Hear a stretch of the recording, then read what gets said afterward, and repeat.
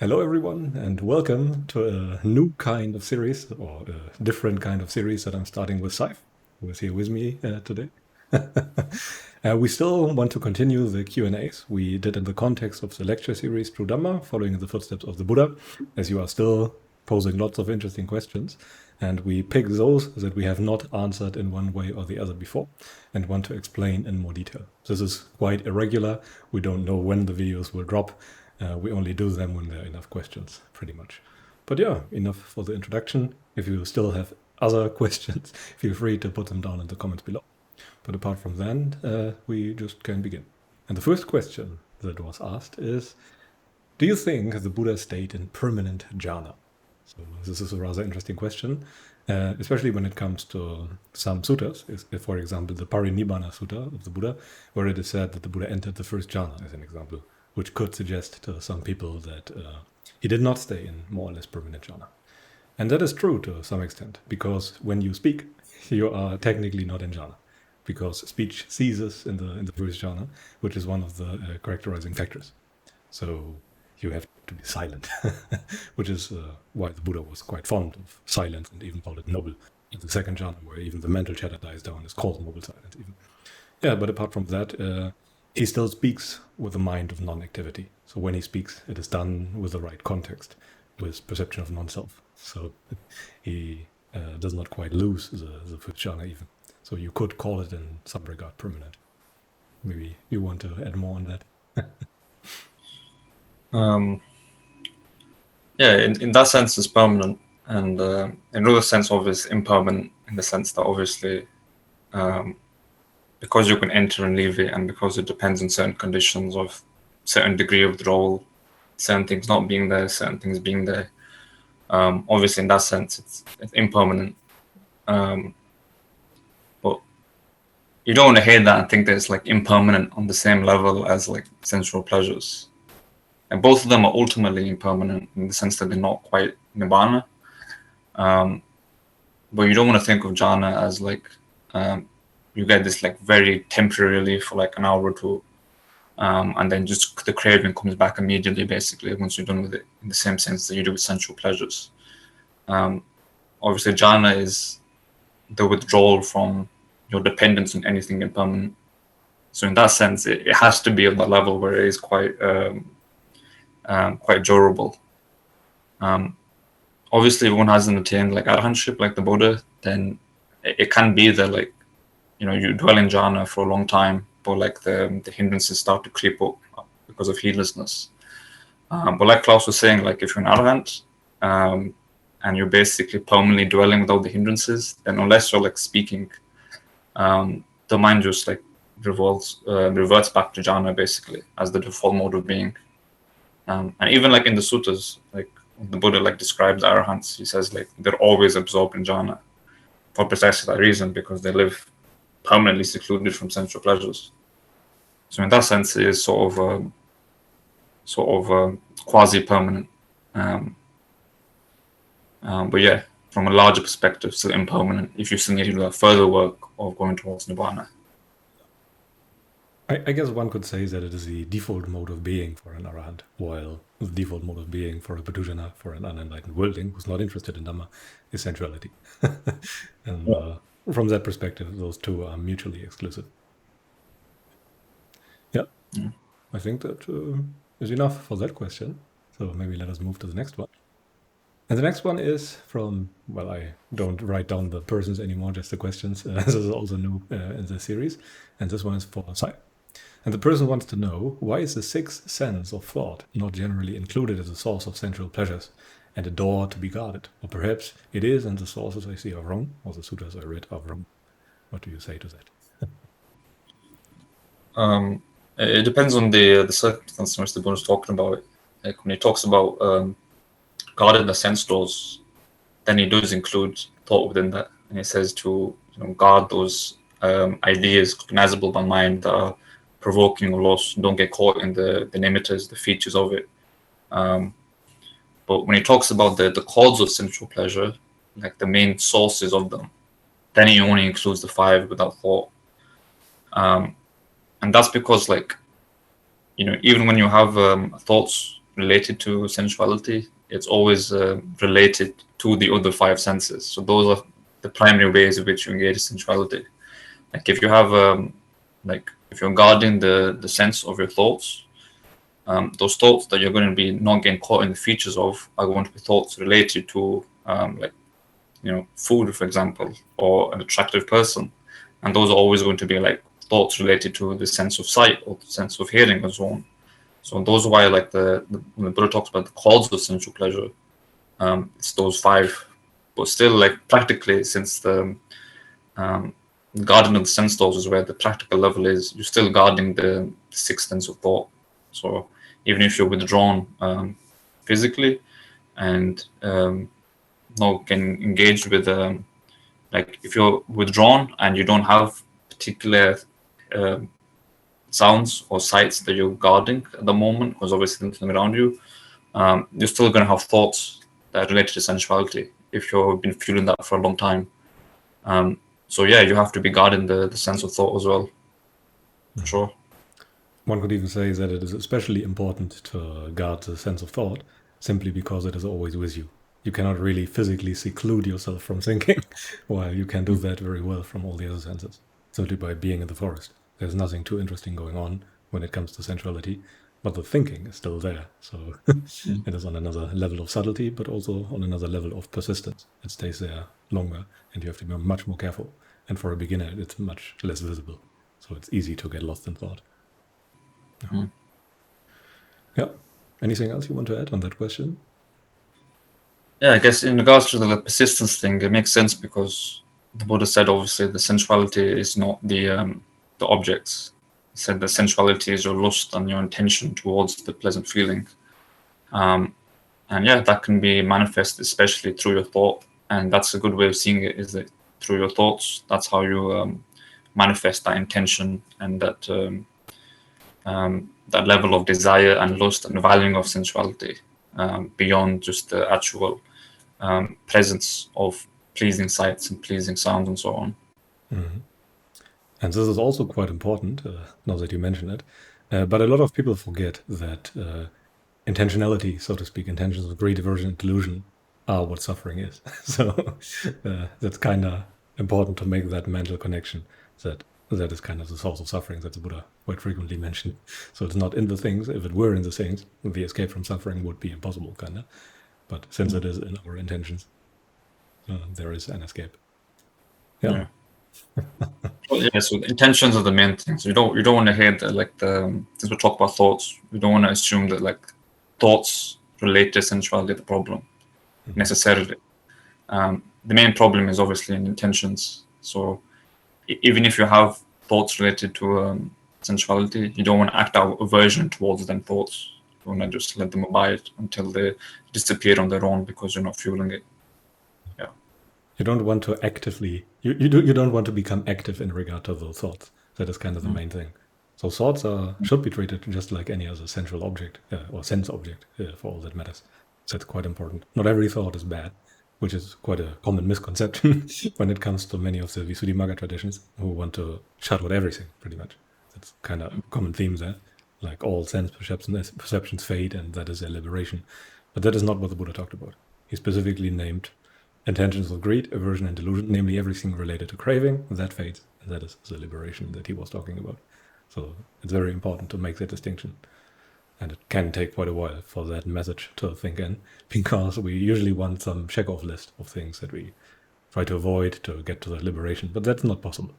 It's very individual. Everyone has a different starting position, and everyone craves different things or has different things that he lustfully intends towards. So that's kind of important to keep in mind. Yeah. Anything else, or should we move on to the next one? Let's move on, unless you have any other thoughts. No, I think it's fine. Okay, the next question is, do you think straight anapanasati meditation, or mindfulness of breathing, could bring someone to enlightenment if done rigorously? And it kind of depends on what people mean here with just straight anapanasati meditation. So if you talk about the usual kind of breath meditation that is taught in many traditions, then the answer would be no. if you talk about the mindfulness of breathing that the Buddha taught, then it includes lots of things like the awareness of the right context and many other things. So if you have the right view, so to speak, you are able to see the signs of your mind, to see the background of your experience, and then meditate like that. Then it can be a vehicle that carries you all the way to full liberation of mind. But you have to do it rightly. And this is always the tricky part. The Buddha always talked about right view, right concentration, right effort, right intentions. And the word right matters a lot there. So only paired with the right view will whatever meditation you perform carry you all the way to the full liberation of mind. That is kind of important. Without that, everything is kind of incomplete. Yeah. Anything you want to add? Yeah, it's a good way to judge whether like you're doing it in the correct manner, because if you're doing it in the correct manner, then yeah, it does lead to that full liberation. Like the Buddha literally said, like when you practice the four foundations of mindfulness, which is what the Anapanasati is doing. If you read the Anapanasati Sutta, it says it only has one destination, which is Nibbana. So if you're practicing Anapanasati and you don't really understand fully how, on account of that practice, it's factually leading you to the cessation of craving, and not just temporary cessation, but to a place where it ceases completely. Then you have to do some further work, basically, of contemplating, reading the suttas, and measuring out the task.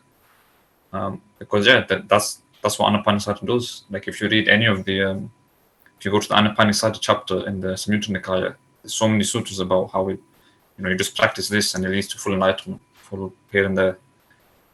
So yeah, that's a good way to contemplate whether you're doing it correctly or not. No. That's a common theme when it comes to pretty much all the contemplations and methods that the Buddha laid out. If you do not understand how they lead to full liberation of mind, then there's very likely something missing. When you do not see how that leads to the reduction of craving, how it leads to the diminishing of ignorance and all the other things, then there is a missing component. And that is very crucial. Enlightenment is not something that is handed to you, or that happens to you. It is something that you actively do, that requires effort and all the other things that the Buddha mentioned. And that cannot be overstated. It really must be understood. The Buddha was very clear about the fact that someone who is a Sotapanna understands what wholesome and unwholesome is. Namely, things that lead you towards liberation and things that lead you away from liberation. It does not mean that you understand all the methods that the Buddha laid out, but it means that you have understood at least one in sufficient depth. And that's usually virtue for most people. Or I think that is the most common thing that the Buddha taught. Mm. Oh. Anything else?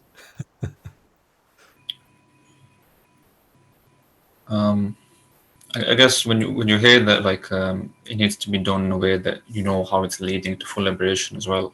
You don't want to think of it on the level of, like, I'm doing Anapanasati to calm myself down, and I know that later on I will practice insight, and then that will give me the full enlightenment.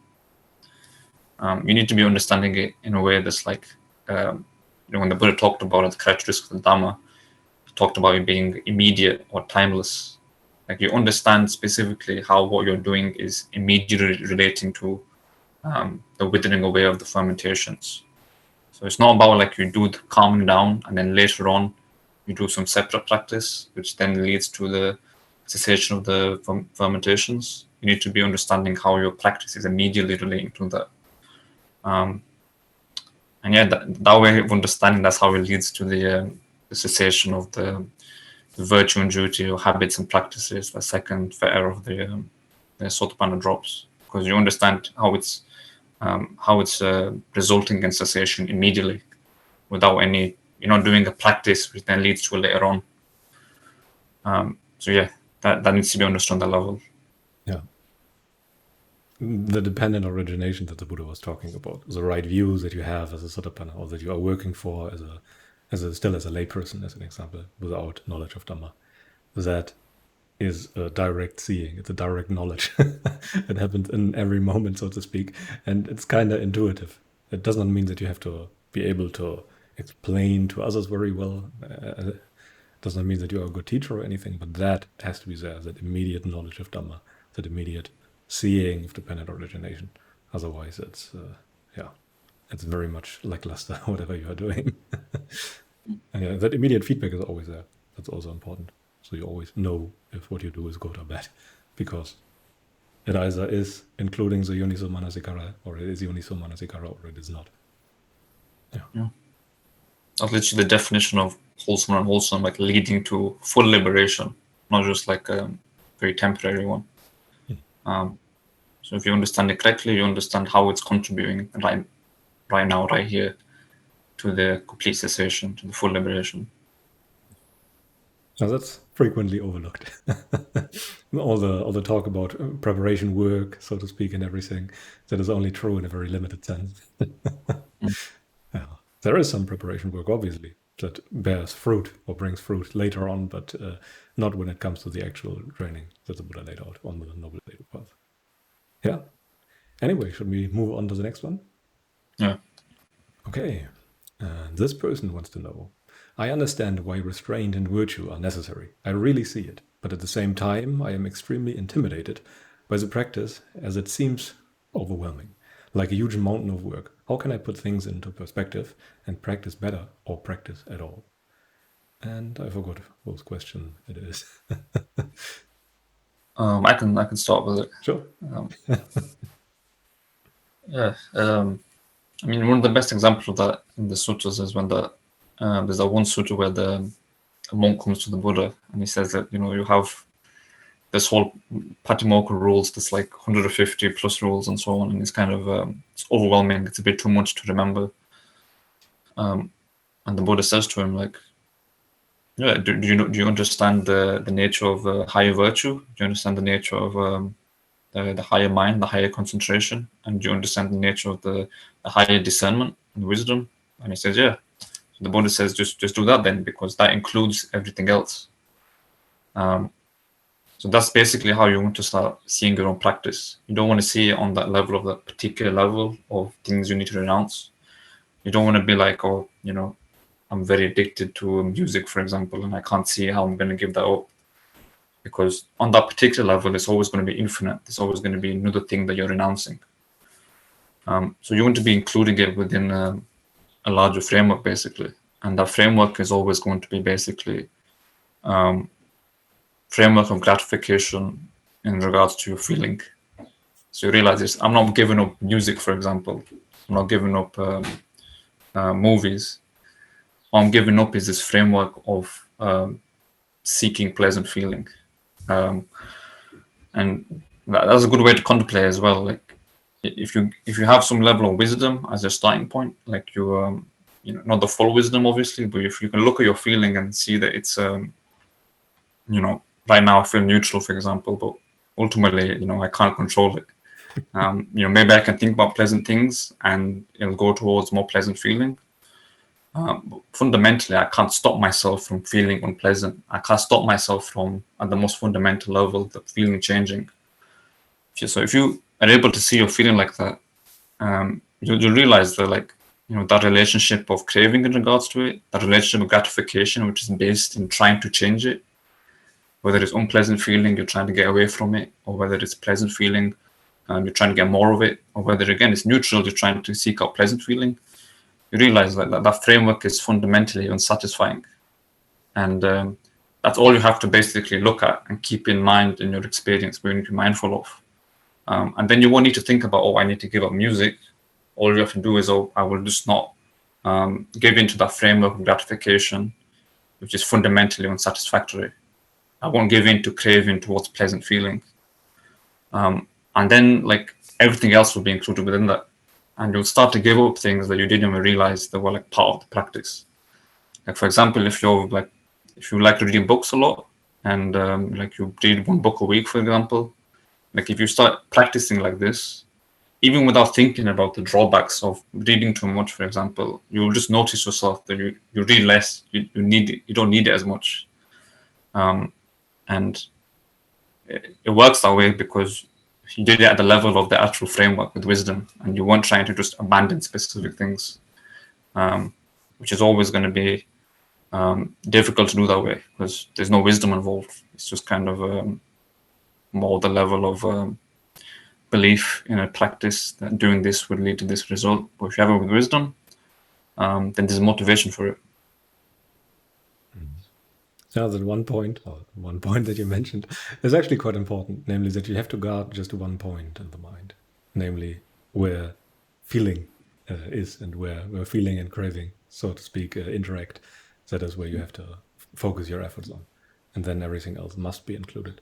Because everything you do consciously, so to speak, as an unenlightened person, is always directed towards some kind of change in feeling, so to speak. And that dependence is what you try to let go. That is kind of the right letting go. Also on the right level. You don't want to, as Saif mentioned, act on the specific levels. Because it really is infinite. There is no end to the proliferation.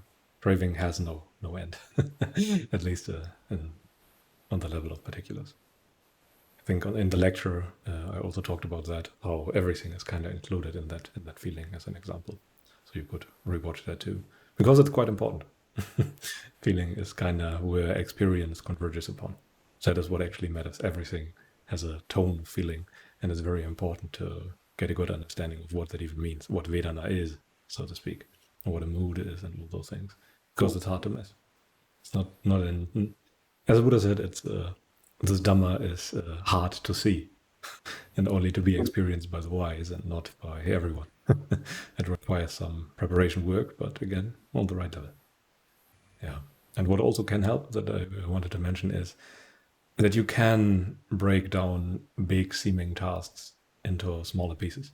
It does not matter too much that you think about all the work that you must do. You can just think about what can I do right now? And feeling or work of overcoming craving always happened in the present moment and not in the future. You are pressured by your feelings right now. And that is all that you can really do. So break it down into smaller pieces and just work with what you have at any given moment. Yeah. Anything else you want to add? Yeah, I guess you want to break it down into small pieces, which is what the Buddha did in terms of planning out gradual training. But you also want to, at the same time, see it within the universal framework. So you realize, even if I'm doing virtue and then seclusion, like both of them are just degrees of abandoning craving. It's useful to know that, just because that is the direction of insight, the universalism. Yeah. It's always moving away from the particulars, which is also why the sensation watching, I think we have another question down the line when it comes to that, is kind of problematic. Because sensations are always on the level of particulars, like sights, sounds, taste, touches, and even thought. It's always thought about, it's specific sights and all those things. And the more you seclude yourself, so to speak, the more you move away from your actual experience, the more you move towards the level of Dhamma, towards the level of universality, towards the level of generality. That is more or less where we want to go. Yeah, I think that is also enough on that question. I think we have a few more minutes left, and I will just read the next one to you. And when Saif joins us back, he can also give his input.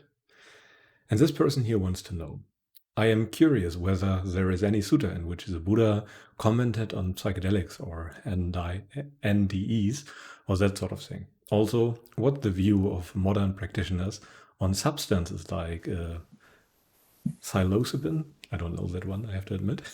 Some have claimed that they have found it easier to enter what they call jhanas under the influence of such drugs. And that person is curious about that take. It's a rather common question, interestingly, and many people want to know when it comes to the use of magic mushrooms and certain drugs that gives them interesting experiences. I think Sam Harris also talks a lot about those things, but he also mentions that maybe 1 out of 20 people can actually benefit from it. So you kind of have to be careful. And the Buddha also laid out the 5th precept, namely the precept on intoxicants, for a reason. Namely that you should not do those things that lead to heedlessness, that lead to unawareness, that lead to a lack in effort, and all those things. So every drug, any substance that you take that has that as an effect, that conflicts with the Noble Eightfold Path, should simply not be taken, because it's always moving in the wrong direction. Things that are against the 5 precepts are always non-Dhamma and not Dhamma. So I would always be very careful. Since I started all the meditative practice seriously, I have not taken any drugs. Before that, it was a bit different. I was drinking some beer and everything, never anything too heavy, but I did that and I stopped that completely. And I think it's a good idea to stop that completely when you practice Dhamma. Anything you want to add, Saif? Yeah, I guess since we just talked about like universalism, or like since insight is about universal nature of things, that's kind of the problem with psychedelics, psilocybin, or really like trying to get any spiritual experience from drugs on the same level of which the Buddha is talking about, at the very least. Obviously, there's like a very strong, large tradition, even within some Buddhist sects, but also within spirituality large, of using drugs or even things like erotic spirituality as a means for spiritual experience. But it's never going to lead to the same thing the Buddha is talking about, simply because any of these things are always just going to be giving you a particular experience. So a psilocybin trip is always going to be a particular experience, and even if it's the most profound thing in the world, and yeah, you can have some really like disentangling experiences that are going to change things for you. But the insight that we're talking about, it's the level of where the content really stops mattering. Like the drug experience and the normal experience for someone who's gained insight is the same thing, because they're both impermanent, both dukkha, both not self. So that person that's developed concentration has stopped paying attention to this particularity of the experience. That's really the precondition for insight to take place on that universal level. So you're never really going to get that through a particular experience. And really, like when you trip, it's always going to be extremely particularized. Like a trip is always going to be about how novel that experience is compared to the rest of your experience. And yeah, you can get spiritual experience, like I said, but it's not going to be on the same level. It will not bring you any insight. That is the one thing that we should mention quite a lot. It will not enhance your insights. That's also important. The one thing that it maybe could do, but what I would not encourage, is to spark your interest in spirituality as a one-time thing, as an example. So if you have never heard of anything spiritual and suddenly have some kind of divine experience or something, then you might suddenly start thinking, oh, there might be more to it. Maybe I should investigate or something like that. But in itself, the job of the drug or whatever it is kind of done. And it wasn't really the drug. I mean, your interest in spirituality was always there. You just did not know that that was a real thing, something like that. So if anything, it was maybe a catalyst, but the work that actually leads to insights is on a different level. The drugs cannot do that for you. That's impossible. Yeah. Yeah. Anything else on that topic?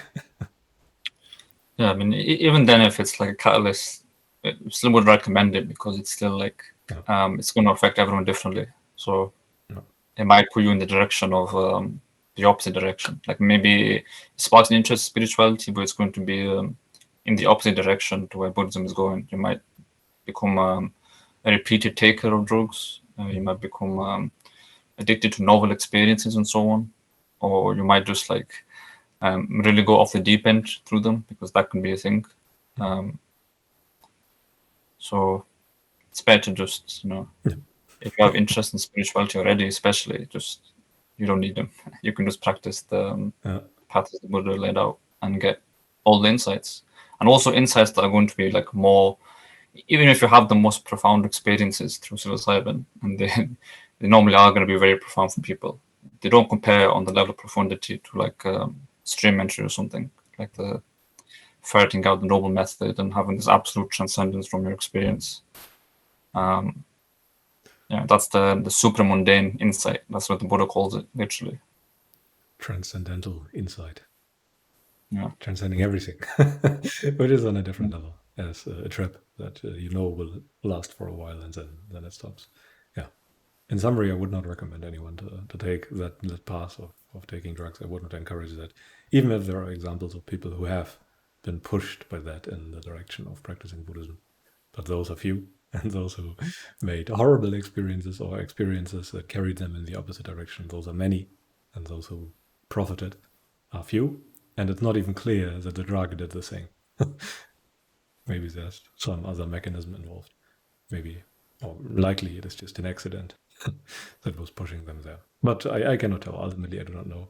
I just know that taking the drugs, I don't even know what psilocybin are, to be honest. Maybe you can explain that for some for some listeners. It's magic mushrooms. Magic mushrooms. Okay, I've Yeah. never. I don't know what they do, but I guess they do something special to people's minds that exceeds the normal, but is still within the confinement of sensuality, pretty much, because all drugs are. Yeah.